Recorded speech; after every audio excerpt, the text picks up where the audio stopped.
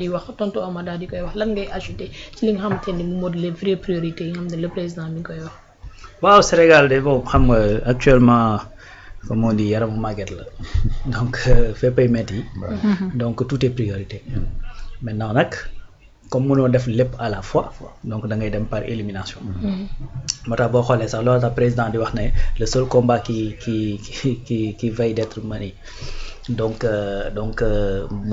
mooy difficulté yi nga xamante ne moo fi kii boo xoolee il n'a même pas pris le risque de dire lii mooy difficulté difficulté yi la wax parce que xam na ni dañoo bari maintenant nag difficulté yi lu ci ëpp nag économie moo koy régler quoi ak finance n'est-ce pas moo tax tey boo xoolee même le premier ministre bi muy jël kaddu boo xoolee ñi mu doon remercier c'est le ministre de l'économie et du budget le remercier et du finance le ministre des finances ak président de la république ci ni muy doxalee diplomatie parce que xam ne ni diplomatie boobu muy doxal mooy après permettre ñaar ñooñu mën a doxal seen liggéey comme il se doit ak affaires étrangères c'est ça donc mooy diplomatie bi affaires étrangères ak président tu vois donc encore une fois gars yi man pour man xam nañ fi ñu jëm yëf yi leer na ci seen i bët n'est-ce pas sànq rek maa ngi dégluwaat président di ree sax ma naan tey dinaa tooñ ma waa Khady ne ko président amel nañ droit d'auteur parce que nee na gis-gis bi leer na loolu traduire président daa traduire la vision est claire quoi donc mi ngi doon donc en tout cas Sénégal moom wax dëgg fa yàlla y a des difficultés et que première chose mooy que tu sois conscient des problèmes parce que problème boo ko diagnostiqué wul ba xam ni mu toll mënoo ci indi ay saafara donc loolu mooy tax yow sa xel day mën a dal que ni gars yi nga xamante ni ñoo fi nekk danañ mën a indi des solutions qui sont à la hauteur des problèmes parce que natt nañ problème ba xam exactement problème bi naka la toll du dëgg donc loolu la Sénégal moom actuellement priorité yi bari na mais dès l'instant que nga stabiliser lépp lu jëm ci wàllu finance ak ci économie bi c'est-à-dire quasiment problème yu bare day réglé wu parce que ça découle gis nga réew mi maanaam ñaar yi boo ko réglé c'est-à-dire la stabilité économique mooy problème économique bi Ousmane Sonko doon wax nga régler effectivement justice ba muy dox ni mu war a doxee c'est-à-dire da ngay gëm bu la neexee mën ngaa laisser deux te xam ne réew mi day dox ça va couler de source n'est-ce pas donc il faut ces deux là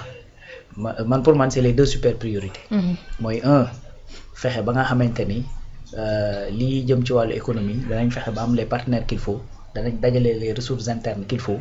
danañ fexe ba code yi président di wax ne mën nga changer sa code nangam changer yooyu yëpp ba nga xamante ni danañ mën a dajale lu mat suñu ay soxla wala suy manqué itam na manqué bi daan toll dana wàññeeku maanaam li ñuy wax le déficit budgétaire donc nga xam ni dañ ko mën a mottali ak ay partenaires yoo xam ne dinañ wóolu réew mi partenaires yooyu nag pour ñu wóolu réew mi il faut certes stabilité politique mais il faut également une justice qui fonctionne bu bañ a am cette impunité parce que résultat yi nag ñu ngi koy gis encore une fois sànq maa ngi koy rappeler Gafi génn nañ la ci liste grise Union européenne génn nañ la liste noire des pays yi nga xamante ne dañ fay def blanchiment donc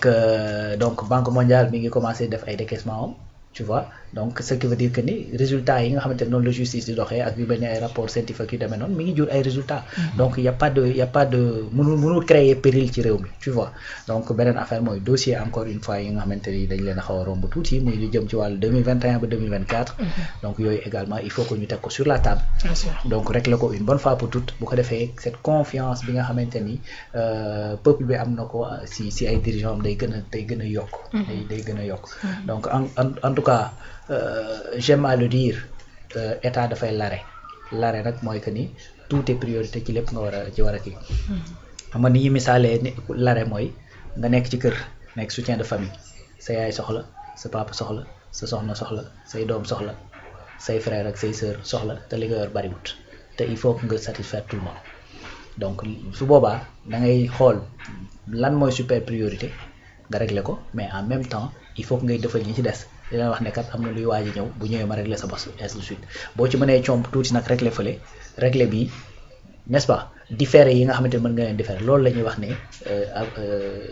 loolu la ñuy wax l'arrêt état tamit noonu la war di doxee sens de priorité très bien parce que état amul état bu yor loo xamante ne dafa mat ay li mu soxla bien sûr ça n'existe pas dans le monde États-Unis mi ñu naan moo première puissance moo Chine mii dañuy leb ñoo gën a endetté ñëpp dañuy leb Japon dañuy leb France dañuy leb parce que amul état bu yor nag loo xamante ne dafa doy sëkk ay soxlaam ça n'existe pas donc encore une fois loolu moo tax ñuy wax ne état dafa la tey bu ñu demoon ba ñu nekk un pays émergent industrialisation bi di dox yëpp di doxandoo da ngay gis ne état day continuer di leb n'est-ce pas donc comme da ngay continuer di leb ça veut dire que say soxla dafa ëpp li nga yor te su boobaa tamit tu seras obligé de prioriser. Donc situation bi c'est pareil ñu développer c'est pareil ñu nekk un pays première puissance économique de ce monde là ce sera la même chose. N'est-ce pas? Donc l'un ne doit pas laisser l'autre. C'est-à-dire bu ñoo topp les aspects économiques ba bàyyi li nga xamante ni mooy l'aspect immatériel te ñi fi jóge bokk na ci li leen fi génne mooy aspect immatériel boobu seen bilan immatériel. C'est vrai parce que tey boo génnee ci mbedd bi xam nga ni Dakar xaw naa changé. Bien sûr. Il y a des autoponts BRT baa ngi fii xam nga TER baa ngi fii et cetera xam nga ay pont ci biir dëkk bi fan yële damay dem Thiès bi may dugg si entre Thiès bi ma ne lii de wax dëgg fa yàlla bokk na nag ci nga xamante ne ancien régime bi def na ko fi tamit lu baax mais li ci sunu problème mooy effectivement li mu ñu coûté c'était trop justice ne marchait pas valeurs yi mooy loolu xam nga détournement à n'en plus finir surfacturation à n'en plus finir donc bilan immatériel boobu moom la ñu meree ñu fi nekkoon bëgg jëlee leen fi donc ce qui veut dire que ni les Sénégalais dañuy def loolu également une priorité. Bien sûr. Voilà. Rouba su ma si mënee dolli dara rek. ma comme en tant qu'enseignant toog fii.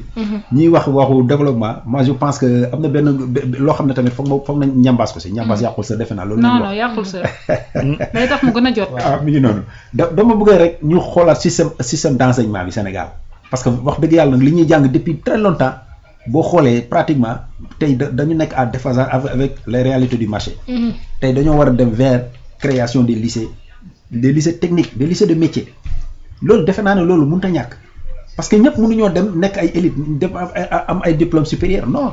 am na ñoo xam bu ñu demee tey bu am BFEM wala yegg quatrième war nañ mën a jàngal di leen jàngal ay métiers. loolu c'est important.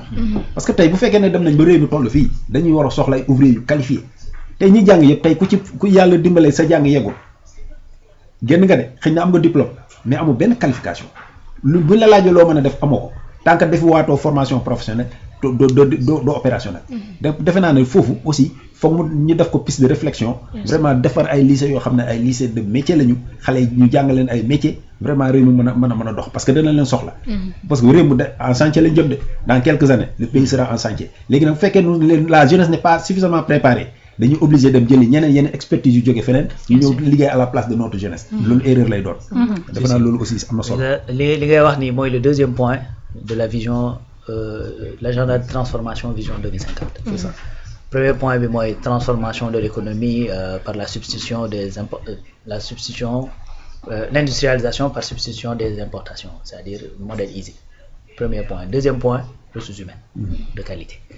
Donc loolu waral effectivement tey boo xoolee fële ca Matam bu ñuy def usine phosphate bi dafa def académie boo xam ne day former ci métiers yooyu. loolu waral échange bi nga xamante ne moo am entre Chine ak Sénégal ci lu jëm ci wàllu déjà les 200 jeunes pour une usine BTP bi béton beeg yu ni mel. Donc également lycée technique yi nga xamante ni l'ancien régime également tàmbali woon na ko fi. daf ci liggéey bu am solo loolu aussi dañ ko war a perpétuer. boo xoolee aussi structure bu mel ni 3FPT. Ils font un travail énorme ci loolu. Vraiment te actuellement ils ont des programmes yoo xamante ni dañ ko war a mettre en œuvre yoo xamante ne xam naa ñun ñuy fax dinañ ci def beneen liggéey pour gën a vulgariser parce que ñun sax loolu dañ ci am cër. ndax keroog maa ngi koy rappeler fii njagam yi il est passé par des bourses 3FPT te gis nga liggéey bi muy abattre. Donc mi ngi noonu donc loolu mooy deuxième point boo xamante ni donc le fait que mu nekk deuxième point ça veut dire que c'est central. Bien sûr. Voilà donc ci vision 2050 bi quoi. mu ngi noonu yéen ñi nga xam ne yéen ñu door a dab. pour dara xel doyen. mi ngi noonu. la vision est claire. waaw mi ngi noonu. lu am solo nga daal di wax loolu da ciy am solo bu baax a baax bañ di former rek. boo demee au Canada ñoom comment ils ont réglé ça dañ def ce qu'on appelle des cégep boo ñëwee comme li mu wax boo amee BFM c'est-à-dire bu la neexee boo demee lycée au lieu ngay def formation continue da ngay def formation professionnalisante nga xamante ne sa niveau bac day fekk yow am nga métier. léegi boo def formation boobu da nga koy allier école ak entreprise c'est-à-dire boo comme ñun ni ñuy amee bac dem université ñoom bu ñuy am bac day fekk ne am nañ métier bu la neexee ñu dem liggéey dugg dans le monde professionnel. boo demee ba un certain temps nga sentir ne da nga bëgg ay diplôme supérieur pour yokk effectivement ce niveau d'analyse ak expertise ak yu demee noonu nga dem inscrire université moo tax très peu ñooy dem université parce que en réalité université question d'élite la normalement c'est pas tout le monde ñoo war a dem à l'université donc la plupart du temps dañoo war a am ay métiers yoo xamante ni ça permet de voilà de transformer le pays donc c'est comme ça qu'ils ont réglé le problème en plus am nañ pétrole am nañ gaz bi donc il faut ñu am ñoo xamante ni dañ koy mën di exploiter nga xamante ni moo di ci réew mi lu am solo la